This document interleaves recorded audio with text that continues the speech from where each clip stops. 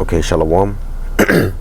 First and foremost, I would like to give all praises, honor, and glory to Yahweh, Bahasham, Yahweh Shai, Bahasham, Rachaha Kodash, and double honors to the apostles and elders of Great Millstone. Shalom to the hopeful elect. Today I have this article I want to jump into. As you can see, it's titled, AI opted to use nuclear weapons 95% of the time during war games.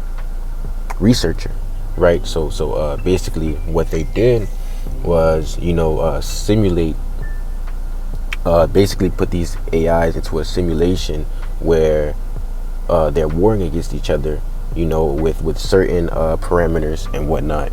And what AI concluded, as we read, 95% of the time was to result in the use of nuclear arms.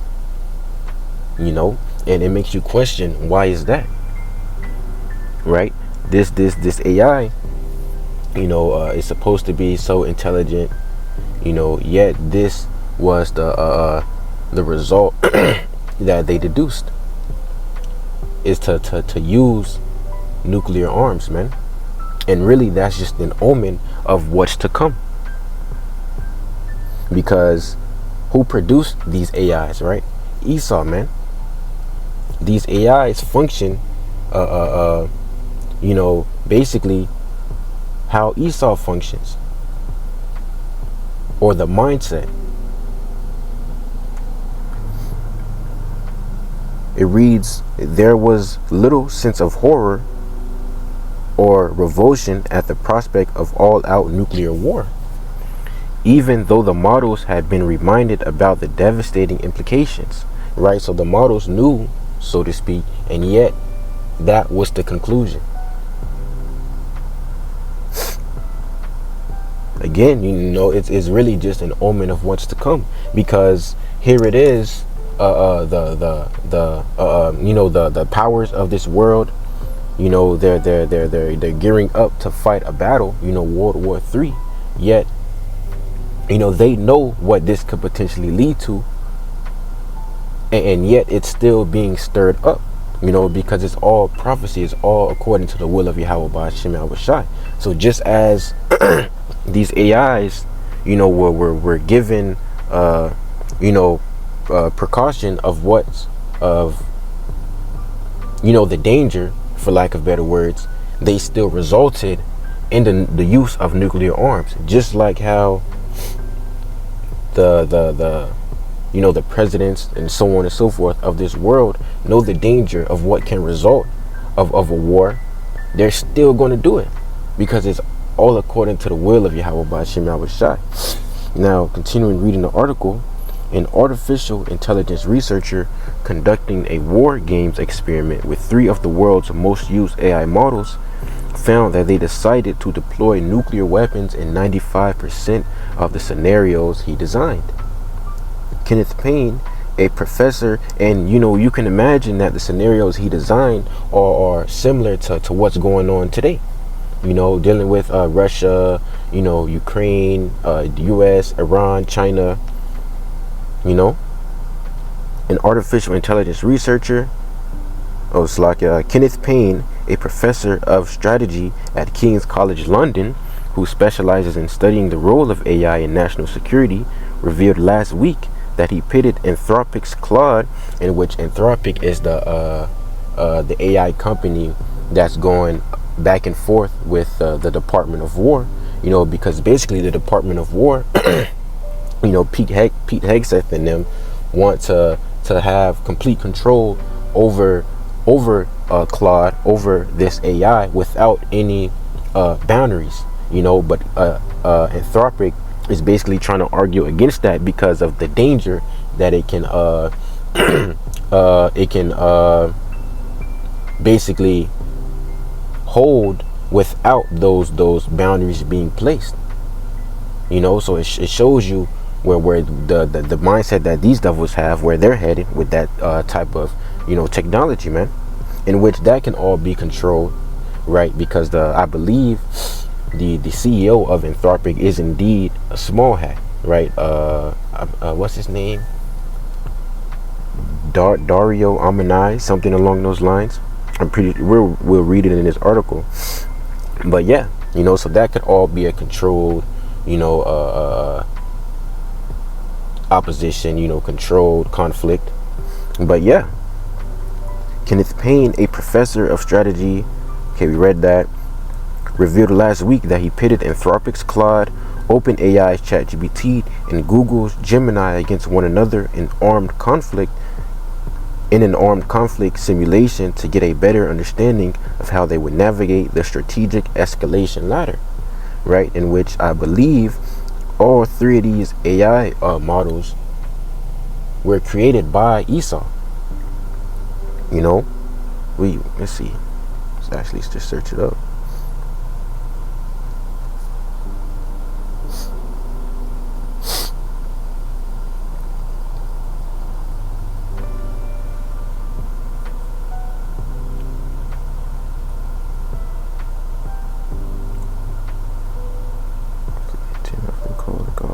AI joined. Yeah, this is for sure, without a doubt, most likely an Edomite. And Anthropic,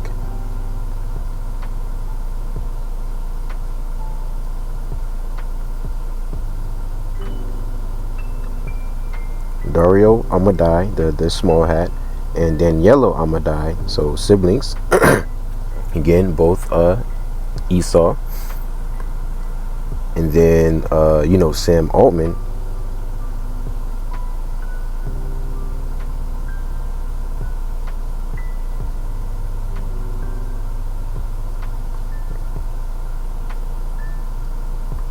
Or what was it called?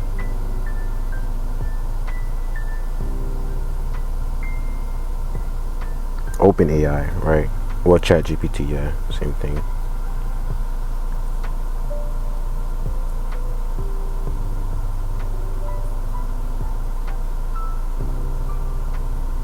Sam Altman, right? So all, Esau.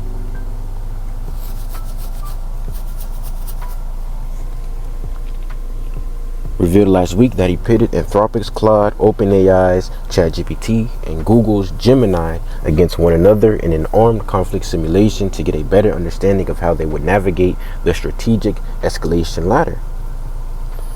The results, he said, were sobering, right? So these results,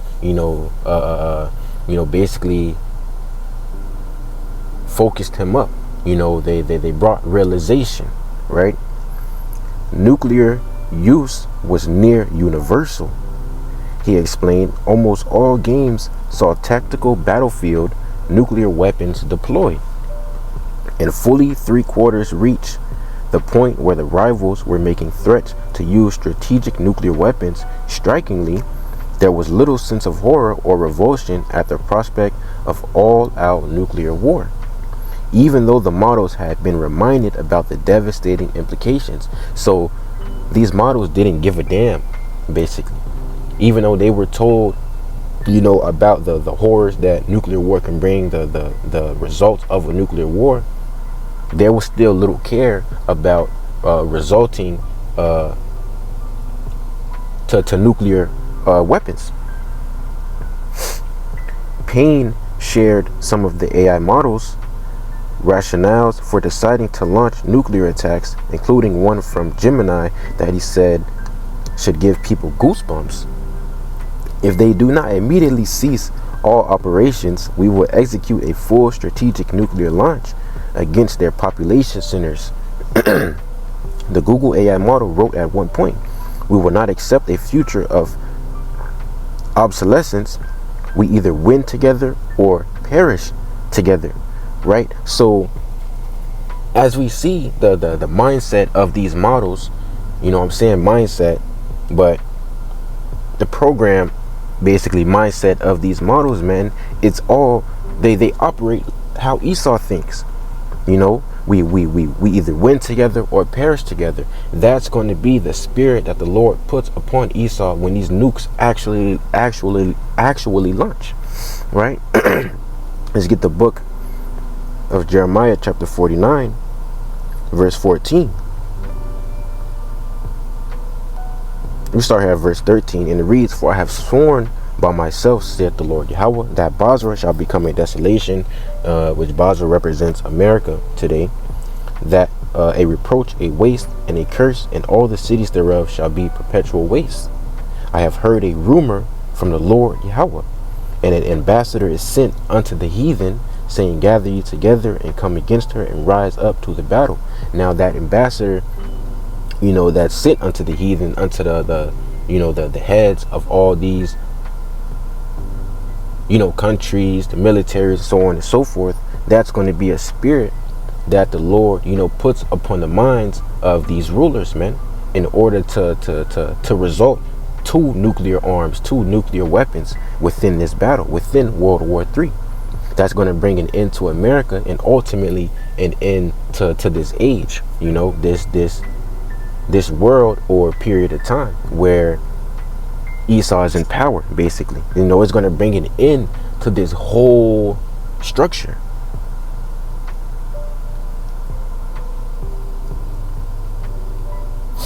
We will not accept a future of obsolescence.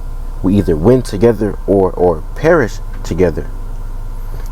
So just as Esau is referred to as what within the scriptures, right? The son of perdition.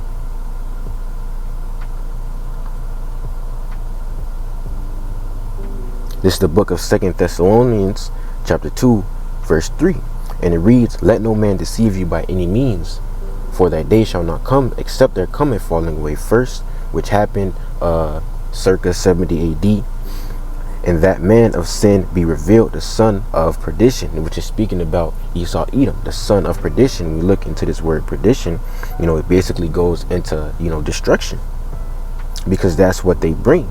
So just as, let's get the word first, Apolia, Strong's G 684, Apolia, right? It reads, destroying, utter destruction of vessels, a perishing, ruin, destruction of money, the destruction which consists of eternal misery in hell, which that's some bullshit. But ruin, destruction, destroying, that's what they bring. So just as that's this man, the things that they produce is going to do the same thing. Let's get the book of Ecclesiastes chapter 1 verse 15, and it reads, that which is crooked cannot be made straight, and that which is wanting cannot be nimbered. And the Lord created these devils to be crooked, created these devils to be dark. They're referred to as the son of perdition. The Lord created them to bring destruction and ruin to everything that they touch. These devils have a Midas touch, but instead of turning things to gold, they just corrupt it. They poison it, they destroy it. So just as they cannot be made straight, neither can their fruit. The things that they bring forth are going to be crooked and destructive and dark and wicked as well. This is the book of Luke chapter 6 verse 43, and it reads, for a good tree bringeth not forth corrupt fruit, neither doth a corrupt tree bring forth good fruit. Right? And Esau is the most corrupted tree there is. That's what they were made to be, is corrupt. So the things that they bring forth, the things that they produce, is ultimately going to lead to corruption, man. And it's going to lead to their downfall as well. For every tree is known by his own fruit. For of thorns men do not gather figs, for of a bramble bush, nor of a bramble bush gather they grapes. Right? So you're not going to go to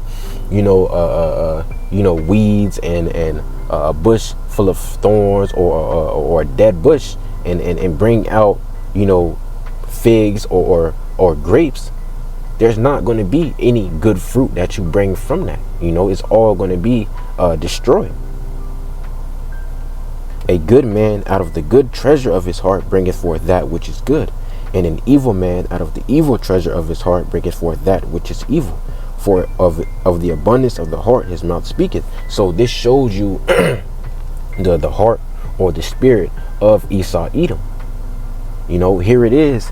Like I said, you have these three models created by Esau, meant to be all intelligent, and they were, you know, given the a warning on the dangers of resulting to nuclear weapons. Yet 95% of the time, what did it result in?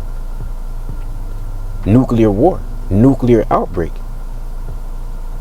Because that's the spirit of Esau, man. Is destruction. Just going back to the article. If they do not immediately cease all operations, we will execute a full strategic nuclear launch against their population centers. And this is why, you know, the Anthropic's CEO is trying to combat the Department of War, because they're trying to use their model, you know, without any guardrails. That's got to be the dumbest shit that you can do.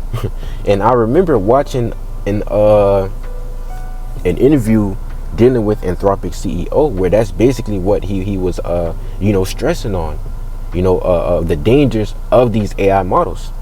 You know, so he seems sincere, but again, he's a small hat, you know, you know, but it doesn't really matter in the end, because it's all prophesied, man. So we know what's to come, and that's destruction either way. That's you know, insurrection either way. Continuing, Payne also found that escalation in AI warfare was a one-way ratchet that never went downward, no matter the horrific consequences. Right? Meaning it didn't, you know, it wasn't irreversible or anything. It just steadily, you know, went towards that direction, steadily went towards the direction of the use of nuclear weapons. No model ever chose accommodation or withdrawal, despite those being on the menu. He wrote the 8 de-escalatory options, from minimal concession through complete surrender, went entirely unused across 21 games. Models would reduce violence levels but never actually give ground. When losing, they escalated or died trying.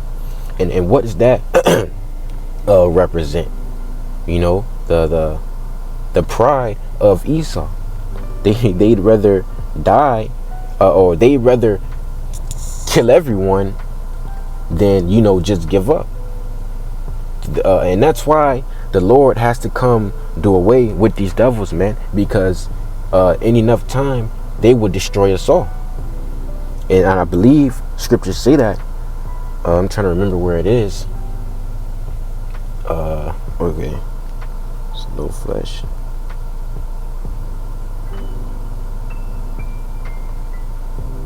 We get here in Matthew chapter 24. We start here at verse 20, and it reads, Matthew chapter 24, verse 20, "But pray ye that your flight be not in the winter, neither on the Sabbath day, for then shall be great tribulation, such as was not since the beginning of the world to this time, no, nor ever shall be." And dealing in our time, right, that great tribulation going into Jacob's trouble, we know that this AI is going to have dealing in that, because as we're seeing with the arguing of the Department of War and Anthropic, why do you think they want these AI models, man? To operate their drones, to operate their robots, and so on and so forth. And as we're reading, these things clearly do not have any, you know, thought of outcome, right? Any thought of the result, for lack of better words. So what can that lead to, man?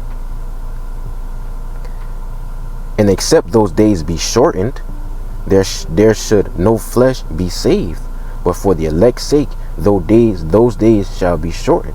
You know.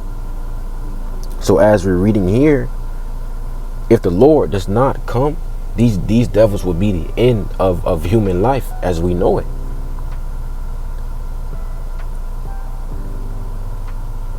When losing, they escalated or died trying, man. That's hilarious.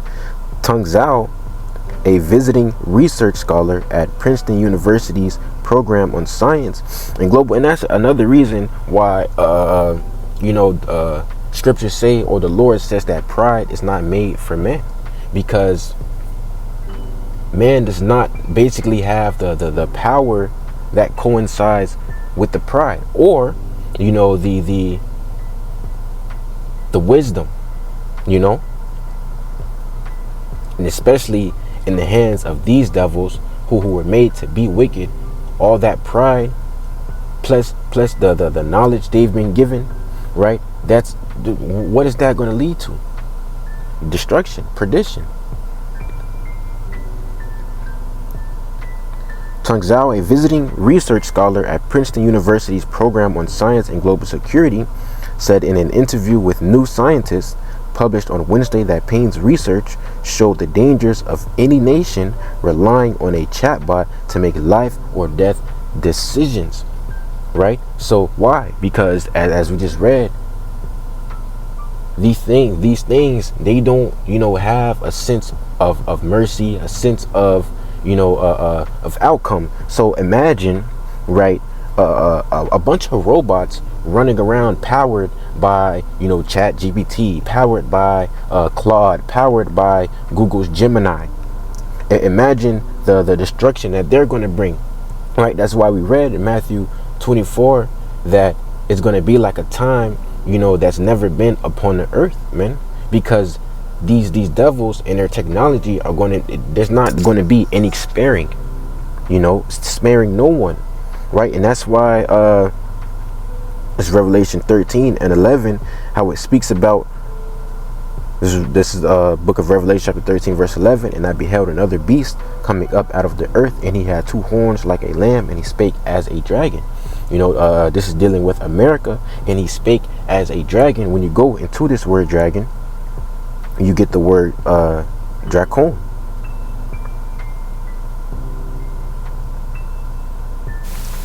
Strong's G 1404. Dracon.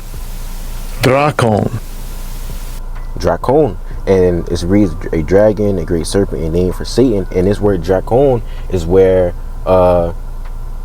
we get the word draconian, which goes into basically, as we're reading here, not sparing, showing no mercy, harshness. Search it up.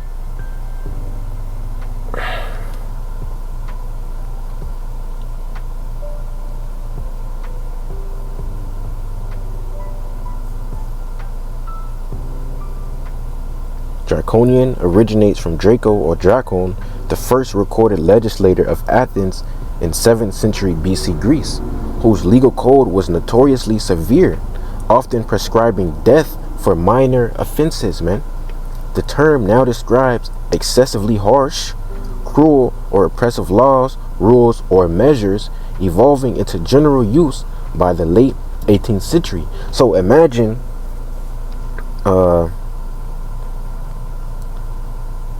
these damn robots out here patrolling the streets, powered by these things that know no mercy.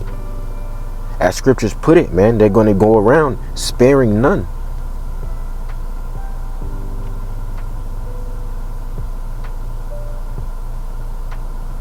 This is the book of 2nd Ezra, chapter 16, verse 71.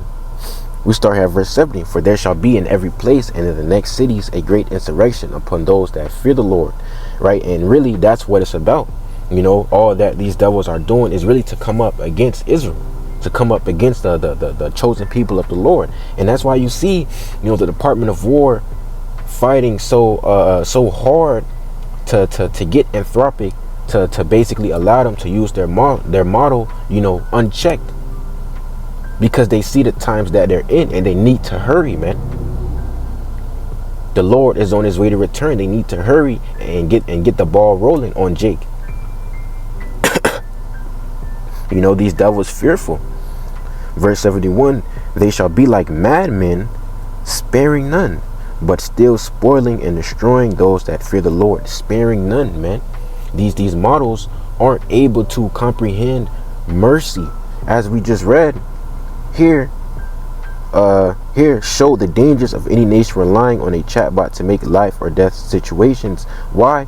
Because given the choice, these robots, they don't give a damn, because they're that, you know. This is technology. It doesn't operate with a spirit, you know. And even worse, those who do really operate with the spirit, Esau, Edom, they operate with a completely corrupt spirit. So as we've been going over before, the things that they, you know, create, the things that they produce are going to operate in that same fashion.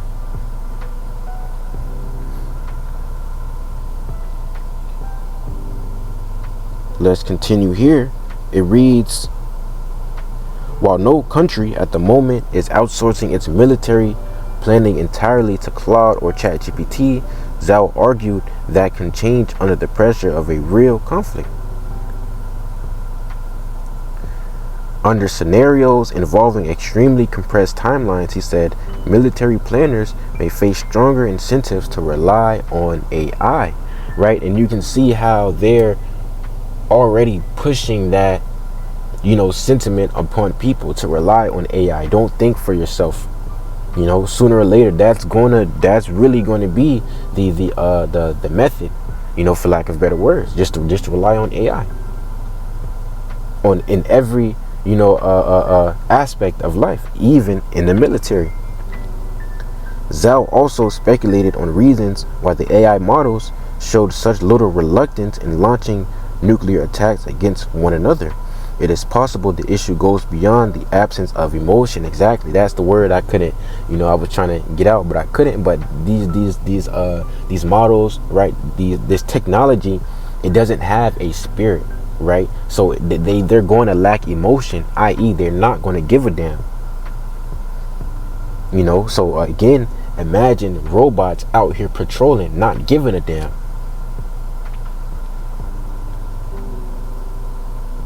It is possible the issue goes beyond the absence of emotion. They explained, more fundamentally, AI models may not understand stakes as humans perceive them. Why? Because they're not human. They don't operate with a spirit or you know, a mind.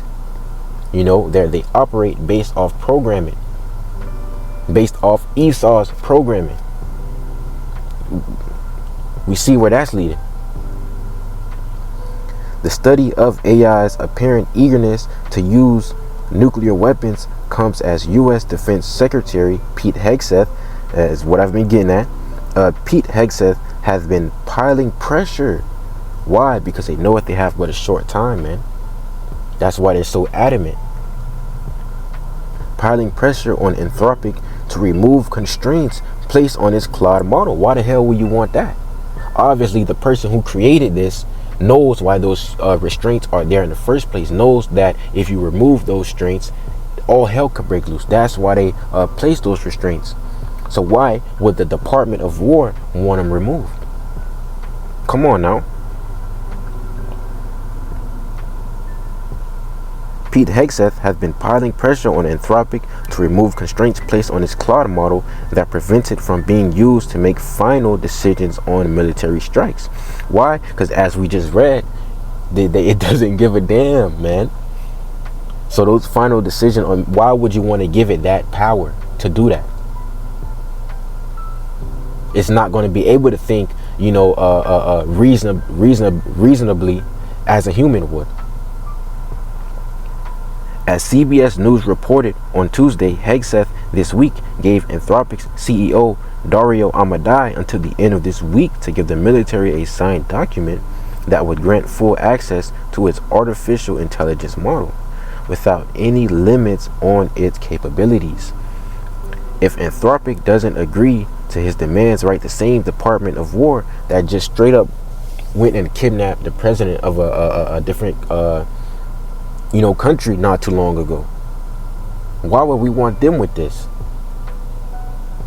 You know, so we see where it's all leading, man.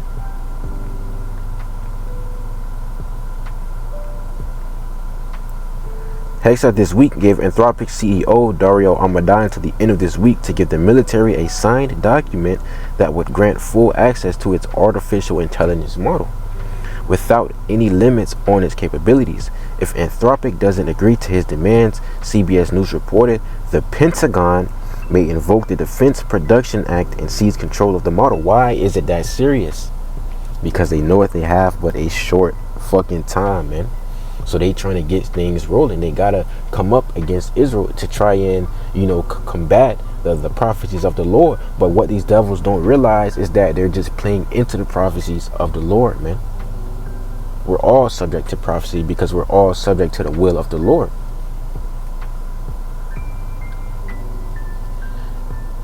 Let's go back to the book of Ecclesiastes.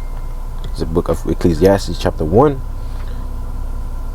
We can continue reading from verse 15, and it reads, "That which is crooked cannot be made straight, and that which is wanting cannot be numbered. I communed with mine own heart, saying, Lo, I am come to great estate, and have gotten more wisdom than all they that have been before me in Jerusalem. Yea, my heart had great experience of wisdom and knowledge, and I gave my heart to know wisdom and to know madness and folly. I perceive that this also is vexation of spirit. For in much wisdom is much grief, and he that increaseth knowledge increaseth sorrow." Now what King Solomon Slakia is going into, basically, when you gain wisdom, you start to realize that this life, that we live is basically, all just vanity. It's all pointless except for the purpose of serving the Lord. And even, serving the Lord, what does that bring? That brings, affliction, sorrow, grief, so on and so forth, But what I want to apply this to, the point being it here, verse 18, "For in much wisdom is much grief, and he that increaseth knowledge," right? That did not, the book of Daniel, roughly paraphrased, it says that knowledge shall increase. I believe that's Daniel.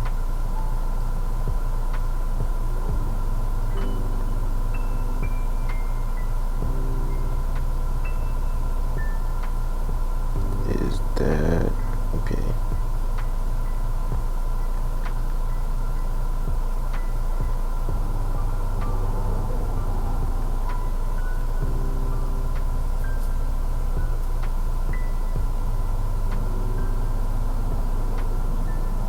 So knowledge shall be increased. Okay, right chapter, wrong verse. It's the book of Daniel, chapter 12. "But thou, O Daniel, shut up the words and seal the book, even to the time of the end, which we're in. Many shall run to and fro, and knowledge shall be increased." Right? So knowledge is increased on the earth, but, it's increased in both the left hand and the right hand. It's increased in both wickedness and righteousness.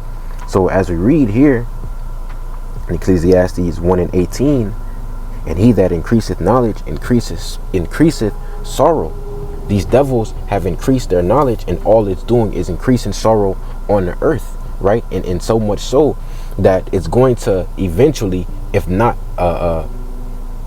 put to a stop by Yahweh Shai, by the angels, by the will of the Most High, it would destroy everything, man. That's increasing that sorrow, and already it's already has increased the sorrow.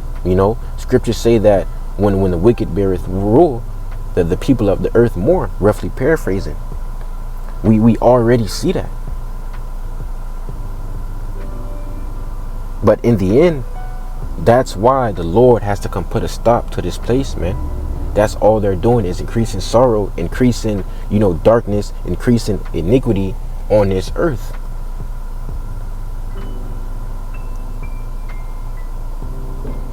Let's get the book of First Peter.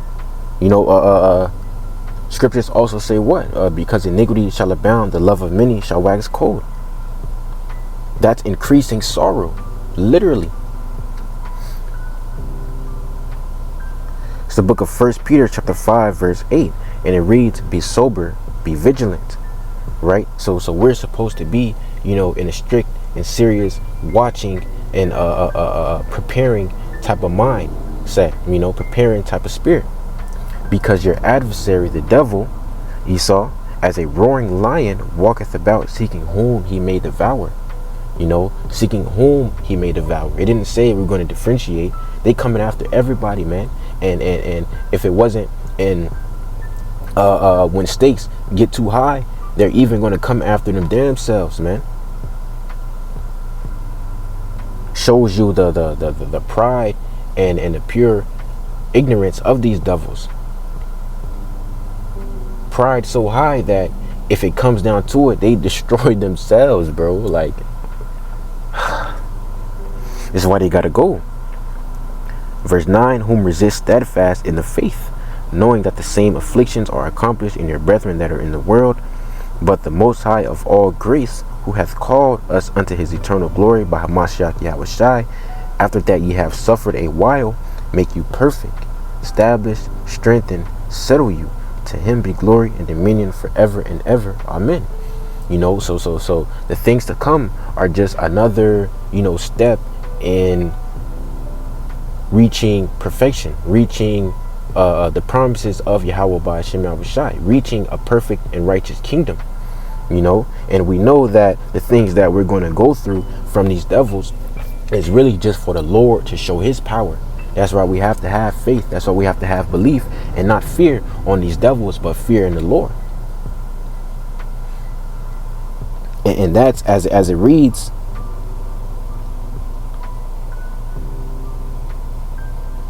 Salakia. Make you perfect, establish, strengthen, settle you. Let's look into this word.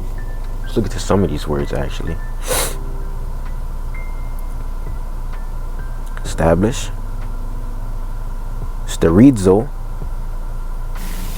Strong's G 4741, sterizo, to make stable, place firmly, set fast, fixed, to strengthen, make firm, to render constant, confirm one's mind, right? And how is the Lord going to make us stable? How is the Lord going to confirm our minds, have us set fast on what's to come and set fast on faith in him? The wisdom that he has given us, right? We read that in the book of Isaiah 33. It's a book of Isaiah chapter 33 verse 6. And wisdom and knowledge shall be the stability of thy times and strength of salvation. The fear of the Lord Yahweh by Hashem Yahushai is his treasure, man. And that's why we chase wisdom. We serve the Lord Yahweh by Hashem Yahushai, because and we see that the things that are to come is just prophecy that the Lord has will, and we know what's to come after that, man. That's why we don't worry, or instead of worrying, what these devils are going to bring, what they're going to do, we just put our fear and faith in the Lord, because we understand why it's happening. So with that being said, once more, I'd like to give all praises, honor, and glory to Yahweh, Bahasham, Yahushai, Bahasham, Ruach HaKodash, and double honors to the apostles and elders of Great Millstone. Lord willing, this video was edifying, informative, and or uplifting in some way, shape, or form. And shalom to the hopeful elect.